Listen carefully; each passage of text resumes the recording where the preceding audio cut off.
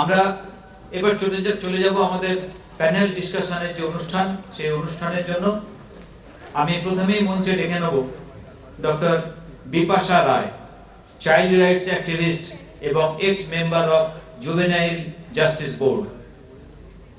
Doctor Bipasha Roy, আমাদের যারা স্বেচ্ছাসেবক তাদেরকে বলবো ডক্টর রায়কে সঙ্গে করে নিয়ে আসুন মঞ্চে।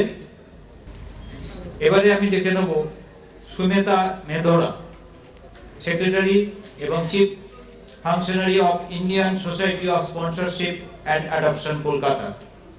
ওনাকেও সঙ্গে করে নিয়ে আসার জন্য অনুরোধ করবো আমাদের স্বেচ্ছাসেবকদের। এবারে ডেকে নেব Nilanjana Dasgupta, director child trafficking West Bengal. Nilanjana Dasgupta, উনি একটু পরে মঞ্চে আসছেন। বুঝতেই পারছেন যে মাননীয় মন্ত্রী আমাদের এসেছিলেন, ওনাকে হয়তো একটু উঠিয়ে দিতে গেছেন বাড়িতে।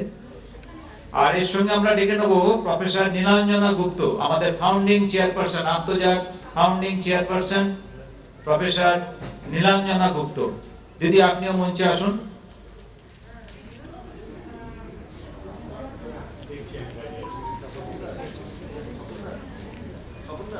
আমাদের আজকের প্যানেল ডিসকাশন যেটা, সেটা হচ্ছে রাইটস অফ অ্যাডপ্টি। এই আলোচনা ওনারা করবেন। আমি একটু সবাইকে অনুরোধ করব যে আমরা এই আলোচনার জন্য অনেকটা সময় ধরে রেখেছিলাম, প্রায় 1 ঘন্টা আমরা আলোচনার বিষয়বস্তুর উপর ধরে রেখেছিলাম, কিন্তু যেহেতু আমরা অনেকটা দেরিতে অনুষ্ঠান শুরু করেছি এবং আমাদের অনেকটা কালচারাল প্রোগ্রাম বাকি রয়েছে, আমি বক্তাদেরকে প্রথমেই মার্জনা সহকারে অনুরোধ করছি যে আপনারা একটু সংক্ষিপ্ত বক্তব্য রাখবেন, যাতে আমরা আমাদের অনুষ্ঠান, বাকি অনুষ্ঠানগুলো করতে পারি। আসুন দিদি। প্রফেসর নীলাঞ্জনা গুপ্ত, ফাউন্ডিং চেয়ারপারসন আত্মজাগ। আর আরেকজন Nilanjana Dasgupta, director child trafficking West Bengal, উনিও আসছেন। এই পর্বের যে কাজ, এই কাজটা আমাদের দিদি নীলাঞ্জনা গুপ্তই পরিচালনা করবেন। দিদি, আপনি শুরু করে দিন। সবাইকে নমস্কার। আজকে এখানে এসে খুব ভালো লাগছে, কারণ এখানে অনেক বাচ্চাদের দেখছি যারা খুব ছোট ছিল যখন আমরা আত্মজা শুরু করি, বা পরবর্তীকালে যারা যুক্ত হয়েছে, আর একই সঙ্গে ছোট বাচ্চাও দেখছি। সুতরাং তারাও বড় হবে, তারাও এরকম আসবে। খুবই ভালো লাগছে, সকলে অনেকদিন বাদে মিলিত হচ্ছি। এবং আমাদের আগের ইনঅগারেশনের সময় প্রত্যেকে বলেছেন খুব জরুরি কথা অনেকগুলো উঠেছে। আজকে এই মানে প্যানেল ডিসকাশনটা করা হয়েছিল, আমি বলেছিলাম যে আসলে আমাদের যারা অ্যাডপ্টি তাদেরই এখানে রাখা উচিত ছিল, কারণ বিষয়টা বলা হয়েছে রাইটস অফ দি অ্যাডপ্টি। তাদের কি রাইটস তারা চায়, তাদের কাছ থেকে জানতে পারলে বোধহয় আরো ভালো হতো। তবে আমরা আপাতত একটা আলোচনা শুরু করি। প্রথমে কি সৌমিতা বলবে? আই থিংক সৌমিতা, তুমি প্রথম বলবে। ওখানে মাইক ওনাকে, হ্যাঁ, সৌমিতা যদি ডিসকাশনটা শুরু করে, and if you can keep our opening remarks shorter and then maybe have a okay. So Shomita, I don't think needs much introduction here. Shomita is one of the people who has been with us, আমাদের সঙ্গে অনেক দিন ধরে কাজ করছেন, এবং ওনার সংস্থা থেকেও বহু বাচ্চা প্লেসড হয়েছে বহু বছর ধরে। তার আগে মিসেস সুদ ছিলেন, ওনার সঙ্গেও আমরা অনেকদিন কাজ করেছি। এবং ওনার আমরা তো অনেক অ্যাডপশন এজেন্সির সঙ্গে কাজ করেছি, এবং আমরা দেখেছি যে তারা কিভাবে কাজ করেন। এই সংগঠনটা আমরা দেখেছি সত্যি খুব সুন্দরভাবে কাজ করে। বাচ্চাদের যে প্রয়োজনগুলো, সেগুলোকে মাথায় রেখে তারা কাজ করেন। বাচ্চাদের ভালো, সেটাই তাদের প্রায়োরিটি থাকে, এবং আমরা খুব খুশি যে তাদের সঙ্গে আমাদের একটা দীর্ঘদিনের একটা এরকম সম্পর্ক আছে এবং থাকবেও আশা করি। তো সৌমেধা, please start. নমস্কার সবাইকে। আজকে আমরা এখানে কথা বলছি রাইটস অফ অ্যাডপ্টিজ নিয়ে। রাইটস অফ অ্যাডপ্টিজ যখন আমরা বলবো তখন আমি খুব একটা লিগাল রাইটস নিয়ে কথা বলতে চাই না। That is a ফরগন conclusion. আপনি যখন যে অ্যাক্ট আগে হামা adoption নিতেন, legal rights of an adopted child is a foregone conclusion. Inherited rights, rights to inheritance, rights to the parents' property, এইসব পুরনো জিনিস, এসব নিয়ে আমরা কথা বলতে চাই না এখন, because these are given to you by law. আমরা এখানে যেটা কথা বলতে চাইছি, which is the rights of the adoptees vis-a-vis other grey areas. We are talking about social rights of the child. আমি ওটার উপর স্ট্রেস দেবো, বিকজ সেটা ইজ বাই এন্ড লার্জ সেটার কোনো লিগাল স্যাংশনও সেটা কোথাও খুঁজে পাই না। এই রাইটস যদি আমি কথা বলি, আমি বহু জায়গায় ওল্ডার অ্যাডপ্টিজ, আমাদের যারা অ্যাডপশন নিয়েছে সরুপ রেলি থেকে আরম্ভ করে লং ওয়ে হোম, যে অনেক কষ্ট করে তার মাকে খুঁজে পেয়েছে, এদের সঙ্গে কথা বলেছি।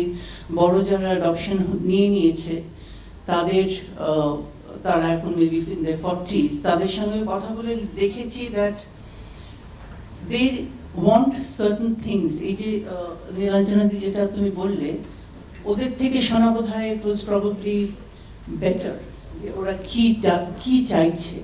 তো I took the liberty of talking to quite a few, এটা যখন এই টপিকটা আমার কাছে এসেছিল spread all over the globe, তখন ওরা আমাকে বলেছিল that we need access to our birth certificate, মানে আমরা কোথায় জন্মেছি, বেসিক্যালি our identity, মানে ওরা কোথায় জন্মেছিল, কোন ডিস্ট্রিক্ট, কোন স্টেট, এইসব নিয়ে ওরা জানতে চাইছে। আরেকটা জিনিস which we don't think about much, সেটা হচ্ছে a lot of them told me that আমি জানতে চাইছি if there is any striking or any significant medical history that I should be aware of. ওটাও ওরা অনেকে জানতে চাইছে যে আমি তো কিছুই জানি না, it's a blank before, যারা অ্যাডপশন সম্বন্ধে জেনেওছে it's a blank, যে আমি কোনো মেডিকেল হিস্ট্রি জানি না, কিছুই জানি না। So don't you think I have a right to know certain medical history of myself? And they need some knowledge of personal history. এইটা নিয়ে these were the three most important concerns that আমি দেখেছি ওরা কথা বলতে চাইছে আমাদের সঙ্গে। So far আমি দেখেছি from the last many years that I have been dealing with adoptions, I think for the last 33 years, we have been dealing with closed adoptions. Open adoptions is, I don't think it's very, even now, very common or prevalent. So adoptees typically have very little information about their birth families, about any information about their adoption is potentially sealed. এখন এই restricted access আমরা কিছু বাচ্চাদের দিচ্ছি as per adoption regulations. They are allowed a root search. কিন্তু এই root search এর মধ্যেও there are lot of caveats. আমরা অনেক রিস্ট্রিকশন করে দিচ্ছি। এবার I have been deeply thinking about maybe a 30-year-old child asking me for their surrender deed, and it leaves me very perplexed যে আমি কি করব এখানে, what should I do? Should I share everything with this child? Should I not share everything with the child? কি বলবো, বাচ্চাদের কি পুরো সব বলে দেবো, বলবো না? There is a lot of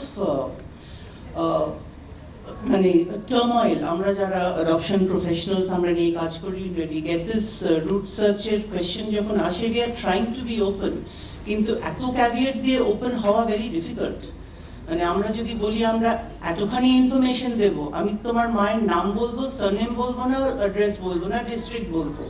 It's like saying a child called a mother called Ratna living in Howrah. That does not answer any questions, তাই না? একটা নাম পেয়ে যায়, তাতে doesn't really, according to me, doesn't really help. Most of the time we have information which is very sketchy. Adoption যখন আমরা প্রথম কাজ শুরু করি, there was something called the deed of surrender. Deed of surrender was very hush-hush. মানে আমরা যখন social ওয়ার্কাররা আনওয়েড মাদারদের সঙ্গে কথা বলছি, it was all very quiet. We used to talk to them very separate, very মানে ওরা খুব ভয় ভয়ে আমাদের কাছে কথা বলতো, and they used to just kind of leave the child and go. There was not much scope to interact. We used to try and tell them বাচ্চাটাকে রাখলে কি হয়, what was the problem. কিন্তু in the last 33 years of my working here and the 46 years our organization is here, আমরা দুটো unwed motherকে convince করতে পেরেছিলাম যে রাখো, we will support you, and we did, and it was very successful and it was very good. কিন্তু by and large এটা nobody was willing to give you much information, আর কোনো রেস্ট্রিকশনও ছিল না যে এই ইনফরমেশনটা নিতেই হবে, আমরা আধার কার্ডের কপি নেবো কি কোনো আইডি নেবো কি কোনো রেশন কার্ডের কপি দেবো, এই সিস্টেমস ওয়ার নট দেয়ার। সুতরাং একটা যদি নাম আমাকে বলে যায়, I have to take it at face value যে এই নামটা বলছে, দ্যাট ইজ প্রবাবলি রাইট। সুতরাং এই যে কোয়েরিগুলো আমাদের কাছে আসছে ফর রুট সার্চ, সেগুলো কিন্তু we don't even have sometimes the information to share, তাই না? So we are really fumbling এইসব ব্যাপারে। What is really a matter of grave concern is even now, আমরা 2022 কথা বলছি, according to me 90% of the adoptions are still secret adoptions. They are not telling their children about the adoption and they are suffering in the long run. Ebar, it is so close that they are still having unanswered questions. Kotha theke eshechilam, ki hoyeche, madam jeta bollen. It is too late to come up with a story. Amra cheshta korchi to break this kind of a hiatus that it's a very grey area যে আমি কিছুই বলবো না বাচ্চাদের, কিন্তু unfortunately according to us, according to all of us who are working in the field, এখনো 90% of parents are not sharing the adoption with them. Even if they are sharing it very late. I think there is a lot of work to be done for the rights of the adopted child. আমি আবার একই কথা বলছি, I am not talking about legal rights. Legal rights is not, it's established by law. আমি বলছি a right to know that they are adopted should be considered a bill of rights এর মধ্যে. A right to possess the adoption records when the child is an adult should be a child's right. The right to know the origin, the ethnic, the background, the original name, any pertinent and social history which is important to the child's well-being has to be shared. The right to live without guilt.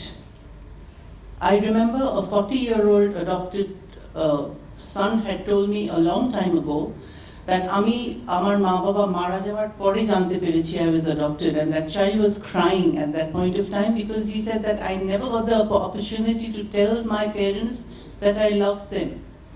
So what if I'm adopted? ওরা নিশ্চয়ই অনেক guilt face করেছিল, but I never got a chance. So the right to live without this guilt towards any set of parents, not just adoptive parents. The right and obligation to show our feelings to our biological parents, the right to not to violate the dignity of your biological parents is something that I have been trying to explain to most adoptees who are in a root search. Je, ঠিক আছে, you have found your mother. Think it through. What do you want to do then? যেটা আমি স্বরূপ রেলিকেও বলেছিলাম যখন খুঁজতে বেরিয়েছিল, eventually he found her, of course he was a lost child. What do you do after you have found your mother? Think it through.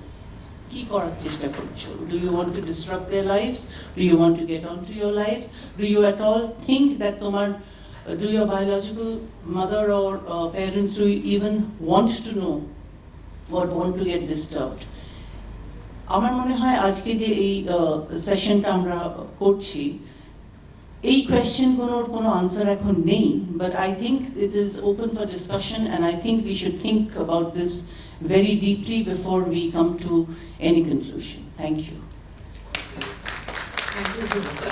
আমার মনে হয় যে সবচেয়ে জরুরি কথা দিয়ে শুরু করি, যেগুলো সবিতা প্রায় সব কথাগুলোই খুব আমাদের জরুরি, যে রাইট টু নো, এইটা সমস্ত বাচ্চার থাকা উচিত। যে তার এই যে আমাদের কাছেও এসছে এরকম যে তাদের অনেক বয়স হয়ে গেছে, হয়তো 50-এর উপরে, এবার বাবা মা মারা গেছে তখন কাগজগুলো খুঁজে পেয়েছে, এরকম অনেক না হলে কিছু কিছু এরকম ভদ্রলোক ভদ্রমহিলা আমাদের কাছেও এসছে।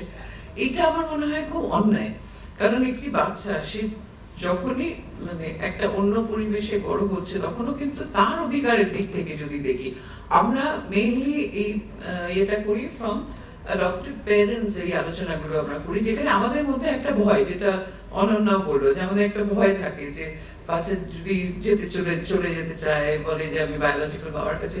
কিন্তু আপনারা জানেন যে অনেকগুলো দেশে এটা কিন্তু একটা রাইট হিসেবে অলরেডি এস্টাবলিশড, এমনকি স্টেট থেকে ওরা পয়সাও দেয় যে যাতে সে মানে অন্য দেশের হলেও তারা বাবা মা এবং মানে অ্যাডপ্টেড বাবা মা এবং বাচ্চা তারা গিয়ে বায়োলজিক্যাল ফ্যামিলির সঙ্গে দেখা করতে পারে। এরকম একজনের সঙ্গে আমাদের একবার আলোচনা হচ্ছিল, যিনি নিজে সুইডিশ এবং তার 4টে অ্যাডপ্টেড বাচ্চা, তার মধ্যে ইন্ডিয়া থেকে 2জন, একজন শ্রীলঙ্কা, একজন কলম্বিয়া বোধহয়।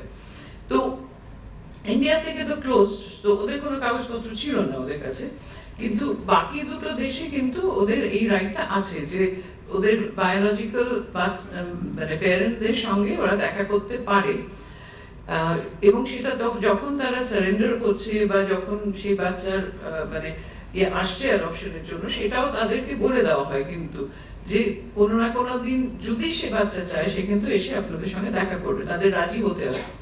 তো তারা বলছিল যে প্রথমে আমাদের প্রচন্ড টেনশন ছিল যে যদি ওখানে গিয়ে ওদের ভালো লেগে যায়, যদি ওখানে গিয়ে ওরা থেকে যেতে চায়, হ্যাঁ তখন কি হবে, আমাদের কি হবে। এটা তারা 16 বছর না 18 বছর এরকম একটা বয়সে এটা তারা করতে পারে, জানতে পারে এবং যেতে পারে।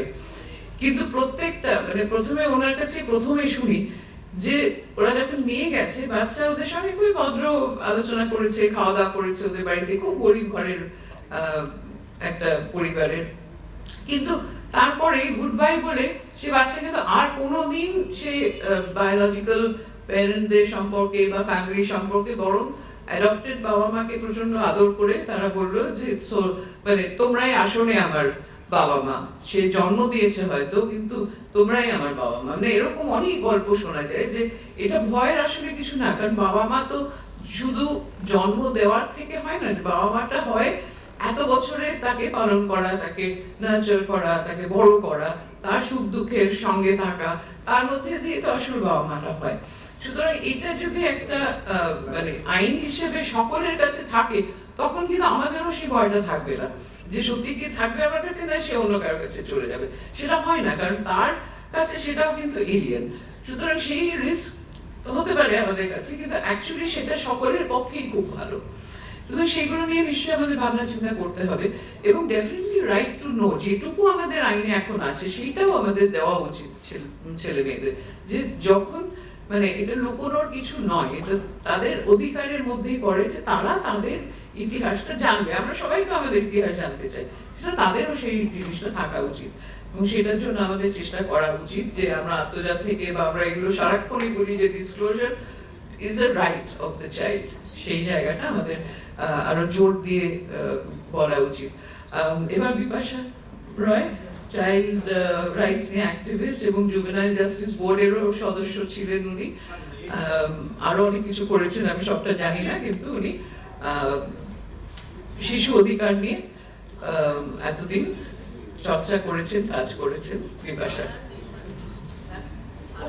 হ্যাঁ, এখন উনি সারারও মেম্বার, যেটা আমাদের adoption agency of the state. Thank you so much আমাকে এখানে ডাকার জন্য। অ্যান্ড ওনারা যেটা বলেছেন এক্ষুনি, আমি কিছু লিগাল রাইটস বলার জন্য এখানে এসেছিলাম, because I M a child right activist and I work with law. So basically what she said has got me thinking. because উনি যেটা বলছেন absolutely right. All of us has a right to know about our roots. I agree with you. But at the same time, your parents also has some right. So it has to be a balancing act. What I think, it has to be a balancing act between an adoptee, যাকে আমরা adopt করছি, এবং যে বাবা মা যাকে অ্যাডপশনে নিয়েছে, এই দুজনের ভেতরে একটা ব্যালেন্স যদি না আসে, তাদের চিন্তাধারার ভেতরে somebody is going to get hurt. That is going to happen.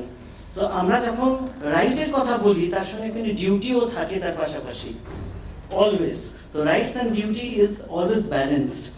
তাই জন্য এই যে যেটা এখনো কথা হচ্ছে যে right to know that you are adapted, number one, and right to know your roots, সেটাও কিন্তু আমরা যতদূর আমি জানি এটা আইনের ভিতরে এসে গেছে, ইন অ্যাডপশন রেগুলেশনস রুলস 2017-এ আছে।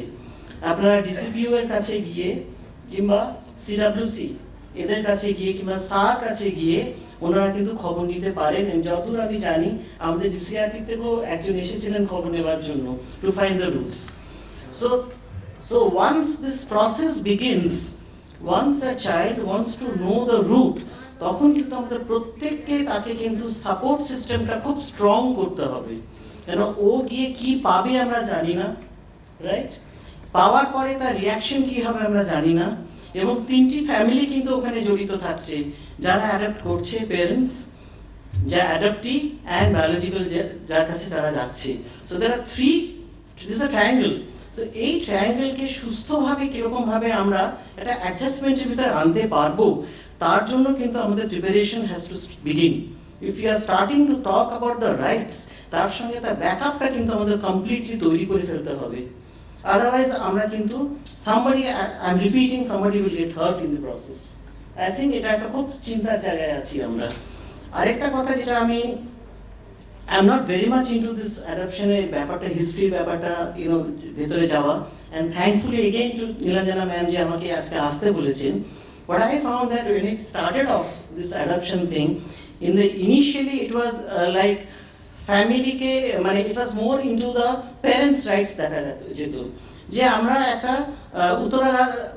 ইনহেরিটেন্স কাউকে লিনিয়েজ আর কি, যেটা আমরা চাই আর কি, যে আমাদের পরে সামবডি উইল কন্টিনিউ আর দিস থিং, আর লিনিয়েজটা কন্টিনিউ করবে। কিন্তু উইথ প্যাসেজ অফ টাইম জিনিসটা কিন্তু কমপ্লিটলি চেঞ্জ হয়ে গেছে। এখন যদি আপনারা দাঁড়িপাল্লায় দেখেন, অধিকার বাচ্চার শিশুর যে যাকে আমরা অ্যাডপ্ট করছি তার অধিকারটা, এটা কিন্তু অনেকটা ভারী এখন। কারণ যখন আমরা অ্যাডপ্ট করি তখন কিন্তু আমরা অনেক কিছু দেখে নিতে হয়, যে যার কাছে বাচ্চাটা যাচ্ছে, আপনাদের আমি রিপিট করছি, আপনারা যা অ্যাডপশনে আসছেন তার পেছনে একটা বিরাট বড় কিন্তু একটা হিস্ট্রি আছে। When a child is being adopted, তার বাবা মার ব্যাকগ্রাউন্ডটা কিন্তু দেখে নিচ্ছে। একটা হোম স্টাডি হচ্ছে, কে করছে? একটা সোশ্যাল ওয়ার্কার করছে, যার কি 10 বছরের একটা অভিজ্ঞতা আছে। এবং হোম স্টাডি করার সময় আমার এক খুব close friend, say is taken an adoption. মাঝে মাঝে তাদের প্যাক বলা হয়, তাদের কিন্তু একটা হাফ ছেড়ে যায়, যে ওরা এটা জানতে চাইছে, এটা জানতে চাইছে, এটা জানতে চাইছে, এটা জানতে, মানে প্রচুর কিছু ওরা জানতে চাইছে of the pack of the prospective adoptive parents. আমি এটা কেন বলছি? To give you an idea, যখন তোমরা একজনের বাড়িতে আসছো, ভালোবেসে তারা নিচ্ছে, সেই পেরেন্টসদের যে কতটা তাদের দিতে হয়েছে to get you into their house, that is also something, it's again a balancing act. আমি তাই জন্য বলছি কথাটা, তোমরা এসে যে আনন্দটা দিচ্ছ সেটা তো unparalleled. I am a mother myself, I know what a child can give to in a family. কিন্তু তাকে পাওয়ার জন্য ব্যাপরা কি করছে সেটাও কিন্তু আমাদের একটা জায়গা, রাইট? সো এইটা একটা জায়গা। আরেকটা জায়গা যেটা আমি দেখছি, once you come into the family, they are your natural parents and you are the biological child, সেটা কিন্তু বটেই। কিন্তু অ্যাট দ্য সেম টাইম ওই যে একটা ছোট্ট জায়গা থেকে যাচ্ছে, that I am an adapted child, from where do I come from. এখন এই জায়গাটা জেনে যাওয়ার পরে, will it be a closer for you to go ahead in life? সেই জায়গাগুলো আজকে আমরা শুনতে চাইবো, ফ্র্যাঙ্কলি আপনারা বলুন আমাদের। So that will help us to give you the backup. Will it be a closer? Will somebody get hurt? Are you thinking about that also? So সেই ব্যালেন্সিংয়ের ব্যাপারটা আমরা ভাববো। এবং যেটা উনি বললেন যে আইনত যে জিনিসগুলি আছে, দ্যাট একটা বায়োলজিক্যাল চাইল্ডের যে সোশ্যাল বলুন, লিগ্যাল বলুন, ইমোশনাল বলুন, কিনশিপ বলুন, বেনিফিটস যারা পায়, সেটা কিন্তু তোমরাও পাচ্ছ। আমি তুমি করে বলছি because I think for me they are all children যারা অ্যাডাপ্টিভস এখানে আছে। সো সেইখানে যদি আমরা এই কথাটা বলছি যে সোশ্যাল, লিগেল, ইমোশনাল কিংশিপ পাওয়ার তার অধিকার বায়োলজিক্যাল চাইল্ডের সঙ্গে আছে, বায়োলজিক্যাল চাইল্ড জানে এই আমার বাবা মা, সেই সূত্রে কিন্তু what she is saying is absolutely right. What you said is falling into place. It is a legal right then, right? আমাদের কিন্তু UNCRC তে বলছে অংশগ্রহণের অধিকার, বলছে রাইট টু পার্টিসিপেশন, সেখানে একটা বলা হচ্ছে ইনফর্মড পার্টিসিপেশন, বাংলা যেটা অবগত অংশগ্রহণ। So when you are participating in this process, if it is an informed participation, you have to have all the information. Then again you are right, what you said. Again, what you said is getting a backup, right? So আরেকটা জায়গা যেটা আমি বলতে চাইছিলাম, উনি যেটা বলছেন যে ইয়েস মেডিকেল হিস্ট্রিটা জানাটা very important, because there are a lot of medical history that is a life saving, potentially life saving medical history, যেটা না জানলে পরে গিয়ে বিপদ হতে পারে কিন্তু। So this is a very important right that you must know, that what medical history is there, was in your past, is at your present, and that medical history will continue to help you in your future. That also you have to know. And property rights যেটা আছে, যেটা উনি বলছেন যেটা already it is there আইনে, that whatever property একটা biological বাচ্চা পাওয়ার অধিকার, same property rights you are going to get. And উল্টো দিকেও কিন্তু আরেকটা কথা আছে, adopters যারা parents, they also have the right to the property of the adoptee, সেটাও কিন্তু আছে। It's a two-way thing going on. আরেকটা জিনিস আমি যেটা বলতে চাই হলো গিয়ে, once your parents get old, senior সিটিজেনশিপের একটা অ্যাক্ট আছে, সেখানে কিন্তু যারা অ্যাডাপ্টি, যারা বাচ্চা, তারা কিন্তু বায়োলজিক্যাল বাচ্চারা যেরকমভাবে তাদের লাঠি ধরার কথা, সেখানে কিন্তু অ্যাডাপ্টিভ বাচ্চাও তাদের লাঠি ধরবে। সো এটা দেখা যাচ্ছে যে দাঁড়িপাল্লায় যখন আমরা দেখি সমান সমানই এসে যায় কিন্তু।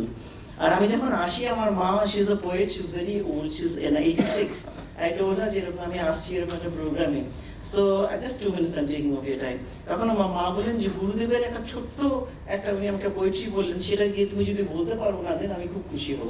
So I just read the lines. এটা হলো শিশুর থেকে, জন্মকথার থেকে।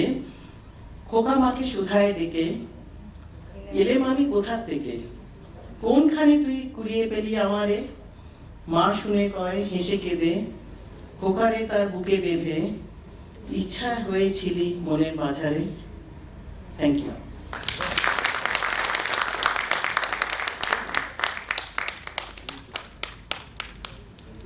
Thank you, Bipasha. I think you're trying to show us the balance that's required, and that's true.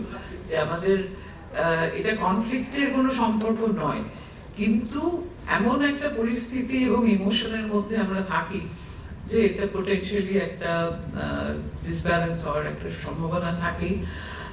আমরা নীলাঞ্জনা দাশগুপ্ত, আমি জানি না এখানে পরিচয় দেওয়ার প্রয়োজন আছে কিনা, কারণ নীলাঞ্জনা তো আত্মজারও লোক এবং সরকারেরও লোক, সুতরাং দুপক্ষ থেকেই তার এখানে থাকাটা আমাদের সকলের কাছে খুব আনন্দের এবং গর্বের। আর নীলাঞ্জনা অনেক কিছু করছে সেটাও আমরা জানি, সরকারি যে জায়গায় উনি কাজ করেন তার ফলে আমাদের আত্মজারও আমরা দেখেছি যে উনি আসার পরে অনেক জিনিস হচ্ছে যেগুলো আগে হয়তো হতো না, কিন্তু হওয়া উচিত ছিল। সুতরাং সেদিক থেকে উনি উদ্যোগ নিয়ে যেভাবে কাজ করছেন সেটাও আমরা খুবই গর্বিত যে আমাদের মধ্যে উনি আজকে আছেন। নীলাঞ্জনা,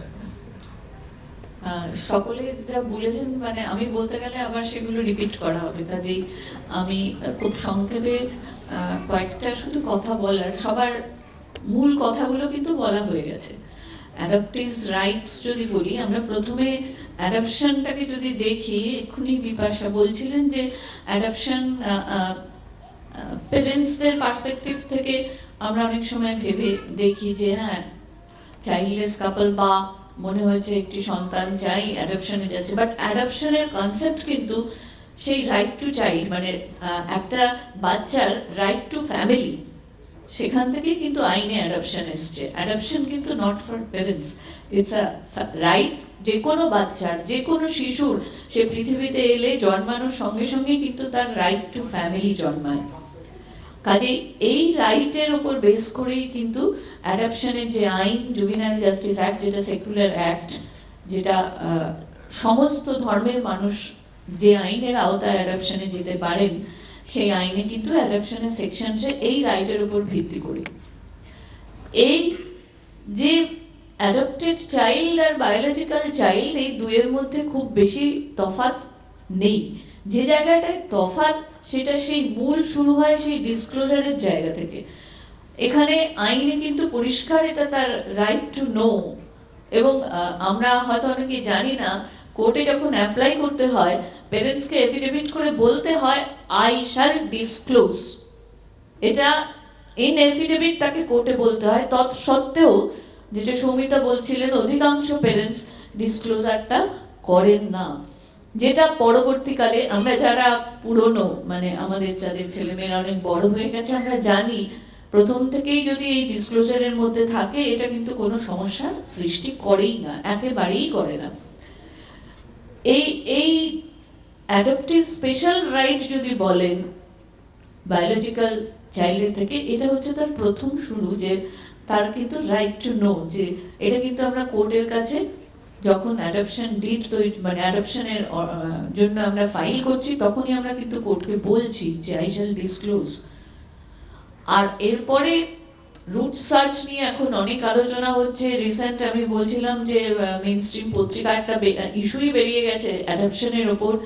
অনেক, আমার কাছে অনেক অর্গানাইজেশন, বেশিরভাগ আমাদের স্টেটে হয়তো এখনো সেভাবে আসেনি, মহারাষ্ট্র বেসড বা ওই দিকের অনেক অর্গানাইজেশন এর উপর কাজ করছে, এবং বিশেষত বিদেশে।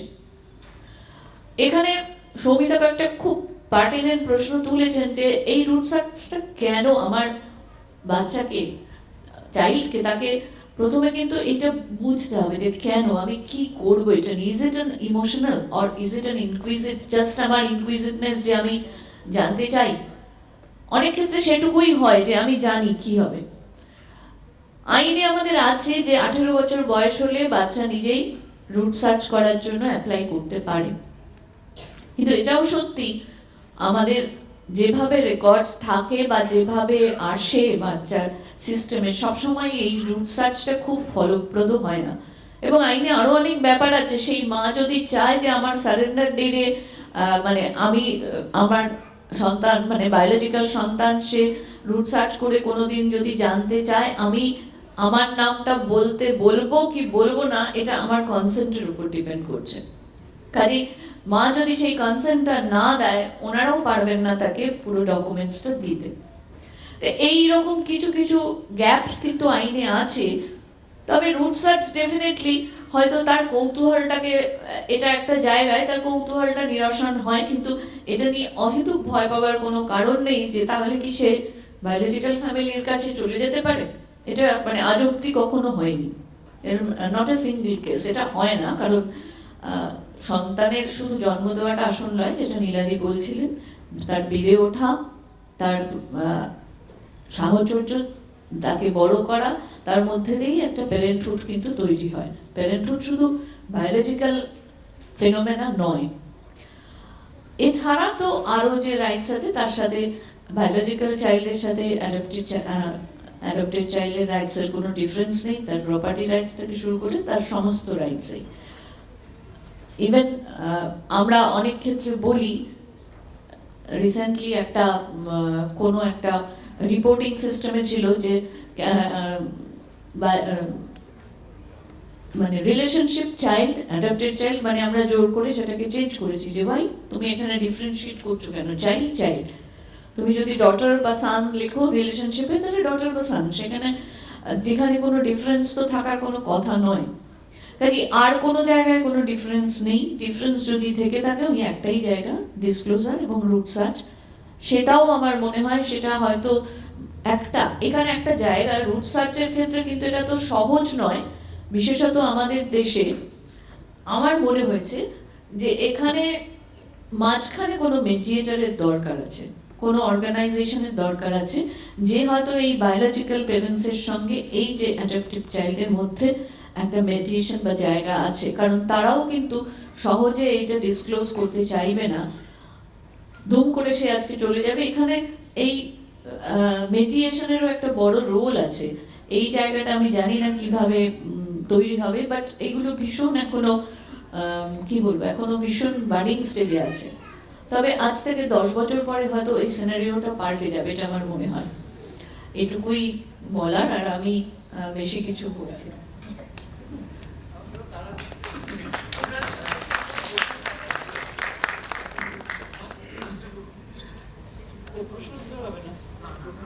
আচ্ছা, আমি চাইছিলাম একটু আলোচনা হোক, প্রশ্ন উত্তরও হোক, কিন্তু আমাকে বলা হচ্ছে করা যাবে না।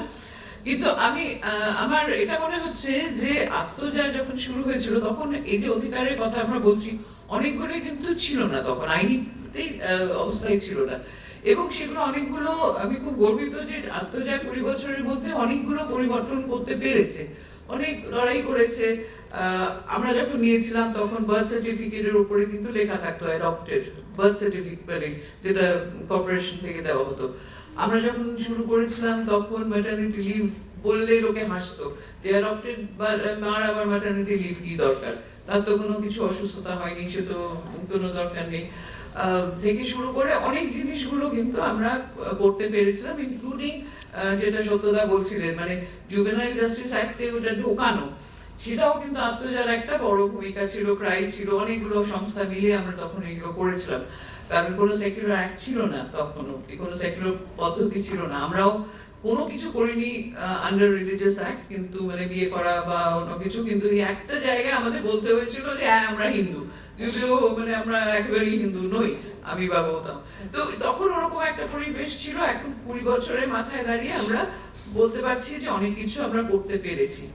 আমার মনে হয় আজকের আলোচনাটা আত্মজা যে বোধহয় আমাদের মাননীয় মন্ত্রী বললেন যে ইট ওয়াজ ফরওয়ার্ড লুকিং, মানে বিফোর ইটস টাইম, এটা আমার মনে হয় যে আত্মজা এই ভূমিকাটা আগেও নিয়েছে এবং এখনো নেবে। এই যে আলোচনাটা হলো এবং এর উত্তরগুলো আমরা জানি না, কিন্তু আমার মনে হয় আত্মজা থেকে এই জিনিসটাও আমাদের আরেকটু আলোচনা করা, আরেকটু ইন্টেন্সলি আলোচনা করা, অনেক মতামত নিয়ে এখানেও আমাদের হয়তো একটা ভূমিকা থাকতে পারে। সুতরাং আত্মজার যারা আজকে অর্গানাইজার, তারা যখন এই টপিকটা দিয়েছিল আমি মোটেও সেটা পছন্দ করিনি, তো যাই হোক, কিন্তু আমার মনে হচ্ছে যে এটা কিন্তু খুবই জরুরি একটা, এখন এই আলোচনার পরে মনে হচ্ছে যে এই আলোচনাটা খুবই জরুরি ছিল, এবং এটা এমন একটা আলোচনা যে আগামী এই সামনের বছরগুলোতেও এই আলোচনাটা আমাদের আরো চালিয়ে যেতে হবে, আরো মতামত দিতে হবে, এবং সত্যিকারের একটা জাস্ট, যেটা সকলের পক্ষে জাস্ট এবং ফেয়ার, যে অ্যাডপ্টেড হচ্ছে, যে বায়োলজিক্যাল প্যারেন্টস, যে অ্যাডপ্টেড প্যারেন্টস,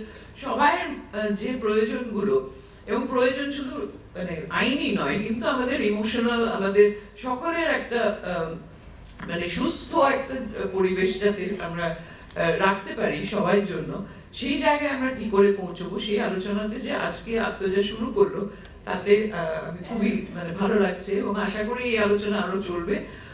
আরো আজকে অনেক প্রোগ্রাম আছে, আমি আমাদের যারা আত্মজার নেতৃত্বে আছে তাদের বলবো যে এটা নিয়ে আবার আমরা একটা কিছু করি, যাতে এটা নিয়ে আরো ভালো করে আলোচনা নিয়ে অ্যাডপ্টি যারা আছে তাদেরও মতামত নিয়ে আমরা একটা সুস্থ নীতির দিকে যেতে পারি, যাতে আমাদের সকলের জীবন আরো ভালো হয়, আরো বেশি অ্যাডপশন হয়, আরো সহজে আমরা অ্যাডপশন বিষয়টাকে আমাদের সমাজের মধ্যে ছড়িয়ে দিতে পারি।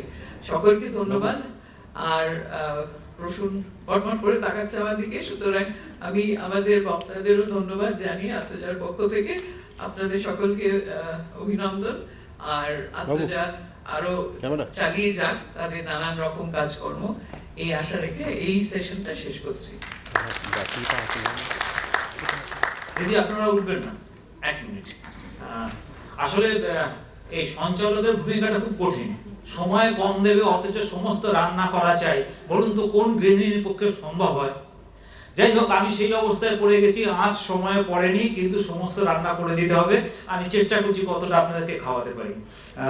আমি ডেকে নেবো সৃজনা তালুকদার এবং সৃজয়ী তালুকদার। তোমরা তোমাদের যে ডিউটি দেওয়া আছে, প্রথমে তোমরা তুলে দাও আমাদের সামান্য একটু উপহার এবং আমাদের আত্মকথা এবং মিষ্টির প্যাকেট ডক্টর বিপাশা রায়ের হাতে। সৃজনা তালুকদার এবং শ্রীময়ী তালুকদার, তোমরা এসো, ডক্টর সামনে এসো, ডক্টর বিপাশা রায়ের হাতে তুলে দাও। ইচ্ছা এবং চিঠি, ওদের ডাক নাম মনে হচ্ছে ইচ্ছা এবং চিঠি, তাই তো ঠিক বলছি? আচ্ছা আচ্ছা, এবারে এসো শুভলক্ষ্মী ঘোষ, শুভলক্ষ্মী ঘোষ, চলে এসো, তুমি তুলে দাও ম্যাডাম সুমেধা মেদোরার হাতে। পূজা দত্ত তুমিও চলে এসো, সামনে ঘুরে একটু তাকাও, সামনে ঘুরে তাকাও। পূজা চলে যাও আমাদের নীলাঞ্জনা দাশগুপ্তর হাতে। আর পৃথা তুমিও চলে এসো, পৃথা তুমি তোমারটা নিয়ে এসো, একদম ওইদিকে কর্নারে চলে যাও। পৃথা দাশগুপ্ত তুলে দিচ্ছে আমাদের নীলাঞ্জনা দের হাতে। আমাদের ইন হাউস ছোটদের যে প্রোগ্রাম সেটা আমরা এখনই শুরু করব। যত ছোট বাচ্চা আছে যারা যারা এসে উপস্থিত হয়েছে সকলে মঞ্চে চলে এসো, তোমাদেরকে নিয়ে আমাদের এইবারে আমাদের কালচারাল অনুষ্ঠানটা শুরু হবে। আমরা অনেকটা পিছিয়ে আছি, অনেক অনুষ্ঠান আমাদের তৈরি করা ছিল, আমরা জানি না সবটা তুলে ধরতে পারবো কিনা। আসুন।